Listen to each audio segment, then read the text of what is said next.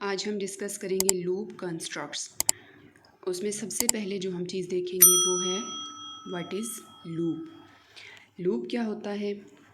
A statement और set of statement that is executed repeatedly is known as loop. यानी कि हमारे पास अगर एक सिंगल स्टेटमेंट है या एक से ज़्यादा स्टेटमेंट्स हैं जिनको हम रिपीटेडली एग्जीक्यूट करते हैं, बार बार हम सेम पैटर्न में इंस्ट्रक्शन को जब एग्जीक्यूट करते हैं तो उस चीज़ को बोलते हैं लूप।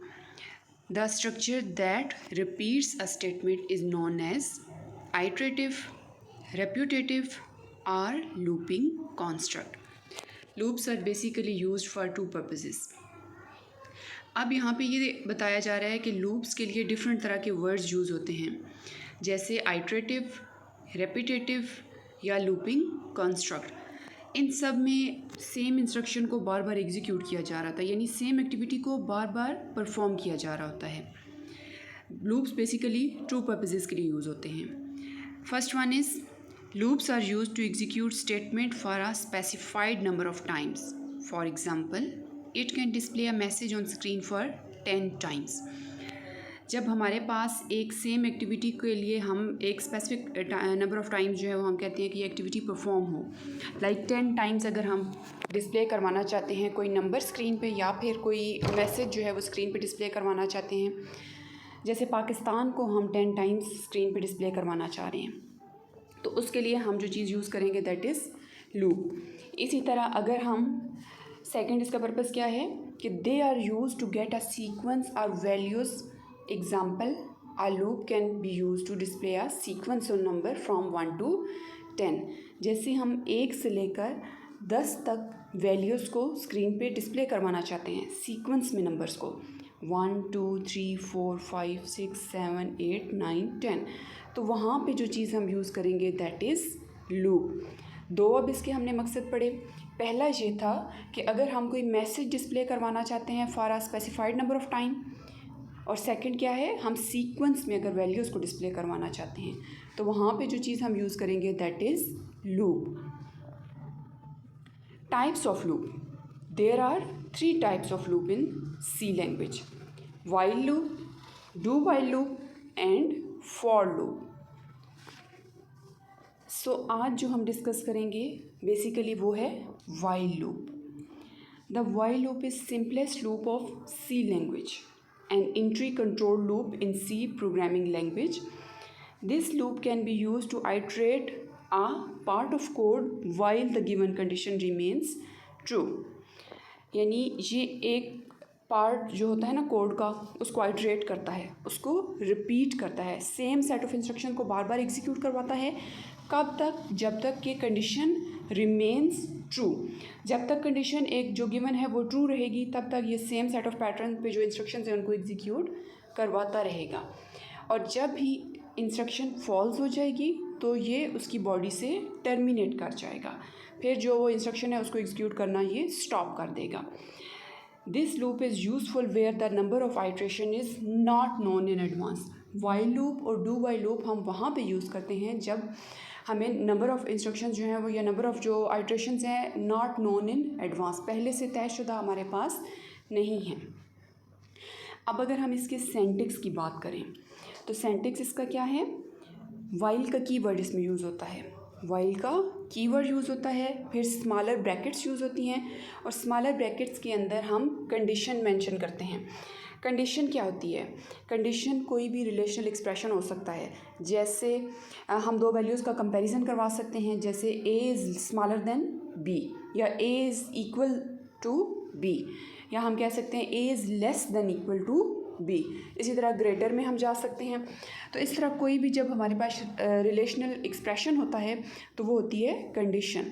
वाइल का कीवर्ड, देन स्मॉलर ब्रैकेट के अंदर कंडीशन, उसके बाद डेलीमीटर्स यूज़ होती हैं। डेलीमीटर क्या होती हैं? कर्ली ब्रेसेस होती हैं। कर्ली ब्रेसेस के अंदर हम जो है वो अपने प्रोग्राम की स्टेटमेंट मेंशन करते हैं। उसके बाद अगर हम मल्टीपल स्टेटमेंट्स की बात करें, पहले जो हमने सेंटेंस देखा वो एक सिंगल स्टेटमेंट के लिए था।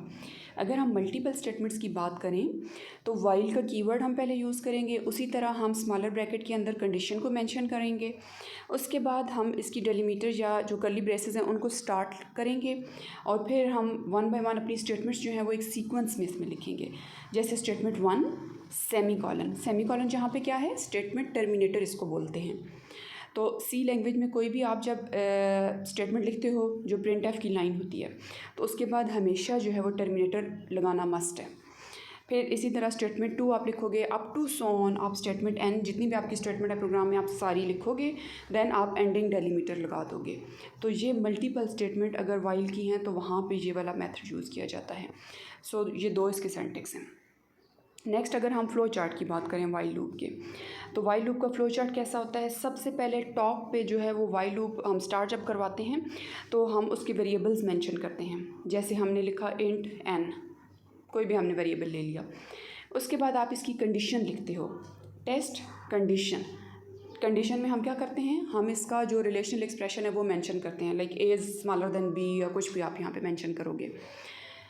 उसके बाद हम चेक करते हैं कि अगर वो कंडीशन ट्रू है तो वो उसकी लूप की बॉडी की तरफ आ जाएगा कंट्रोल। कंडीशन को टेस्ट किया जाएगा, उसके बाद लूप की बॉडी को जो है वो एग्जीक्यूट करवाया जाएगा अगर कंडीशन ट्रू है। और फिर इसी तरह जो है ये सर्कल चलता रहेगा तब तक जब तक जो है वो कंडीशन रिमेंस ट्रू, तो लूप की जो बॉडी है वो एग्जीक्यूट होती रहेगी। लेकिन जैसे ही कंडीशन फॉल्स होगी तो उस केस में क्या होगा, वाइल लूप एंड हो जाएगा। अब इसको अगर हम एक दफ़ा रिपीट करें तो पहले वाइल लूप स्टार्ट होगा, वो कंडीशन को टेस्ट करेगा और लूप की बॉडी को एग्जीक्यूट करेगा और तब तक ये काम होता रहेगा जब तक कंडीशन ट्रू रहेगी। और जैसे ही कंडीशन फॉल्स होगी तो लूप की जो बॉडी है वहाँ से कंट्रोल टर्मिनेट कर जाएगा। अगर हम इसको स्टेटमेंट्स के थ्रू देखें तो we can understand the working of the while loop by looking at the above flow chart. Step 1 में हमने क्या किया, when the program first comes to the loop the test condition will be evaluated. सबसे पहले जो है वो test condition को चेक किया जाता है। स्टेप 2 में क्या करते हैं, if the test condition is false the body of loop will be skipped, program will continue. तो बॉडी जो है उसको स्किप किया जाएगा और प्रोग्राम जो है वो एंड की तरफ चला जाएगा अगर कंडीशन फॉल्स है। अब अगर कंडीशन हमारे पास ट्रू होती है, the expression evaluates to true, the body of loop will be executed. After executing the body the program control will go to step 1, यानी एक दफ़ा जो है वो कंडीशन ट्रू हुई, बॉडी को एग्जीक्यूट किया गया, उसके बाद स्टेप 1 यानी वापस जो है वो कंडीशन की तरफ कंट्रोल जाएगा। This process will continue till the test expression is true, और तब तक ये सर्कल चलता रहेगा जब तक कंडीशन ट्रू रहेगी। एग्जाम्पल में हमारे पास सबसे पहले हेडर फाइल्स हैं, हैश इंक्लूड str.h और hash include conio.h। Hash include यहाँ पे क्या है, प्री प्रोसेसर डायरेक्टिव्स हैं, यानी प्रोग्राम को शुरू करने से पहले की हदायत। उसके बाद stdio standard input output header file और conio console input output header file. ये हेडर फाइल्स होती हैं जब आप अपने प्रोग्राम में कोई भी फंक्शंस यूज़ करते हो तो उनसे रिलेटेड जो इंस्ट्रक्शंस होती हैं ना वो इन हेडर फाइल्स में होती हैं। उसके बाद ब्लू कलर में हमारे पास 3 स्टेटमेंट्स हैं, void main, clear screen and last में गेट ch। ये क्या हैं, ये प्रोग्राम में 3 फंक्शंस हैं। सबसे पहले जो टॉप पे है वॉइड रिटर्न टाइप होती है यहाँ पे। मेन का फंक्शन अगर आप अपने प्रोग्राम में एक्सक्लूड करते हो, शामिल नहीं करते, तो आपका प्रोग्राम रन तो होगा लेकिन स्क्रीन पे उसकी आउटपुट डिस्प्ले नहीं होगी। क्लियर स्क्रीन का फंक्शन अगर आप अपनी आउटपुट स्क्रीन को बिल्कुल क्लियर देखना चाहते हो, पहले से वहाँ पे कोई आउटपुट्स मौजूद ना हो, तो फिर आप क्लियर स्क्रीन का फंक्शन यूज़ करते हो। लास्ट वन हमारे पास गेट ch का फंक्शन है, ये कैरेक्टर को गेट करने के लिए यूज़ होता है।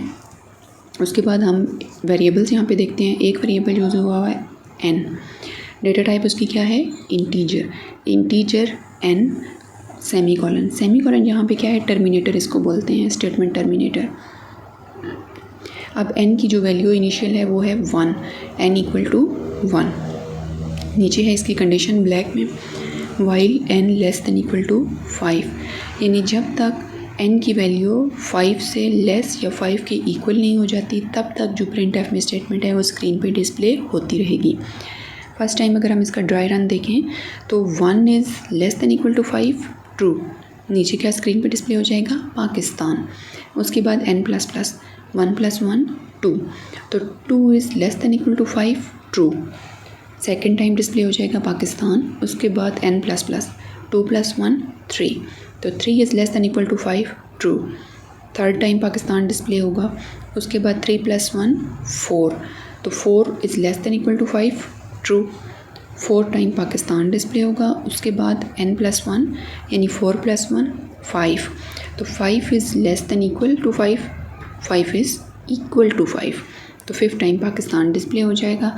फिर 5 प्लस 1 6, तो 6 is less than equal to 5 no, यहाँ पे कंडीशन फॉल्स हो जाएगी। जैसे ही कंडीशन फॉल्स होगी तो जो लूप की बॉडी है उसमें से कंट्रोल जो है वो टर्मिनेट कर जाएगा, एग्ज़िट कर जाएगा, और हमारे प्रोग्राम की जो आउटपुट है वो स्क्रीन पे डिस्प्ले हो जाएगी, जो कि है 5 टाइम पाकिस्तान।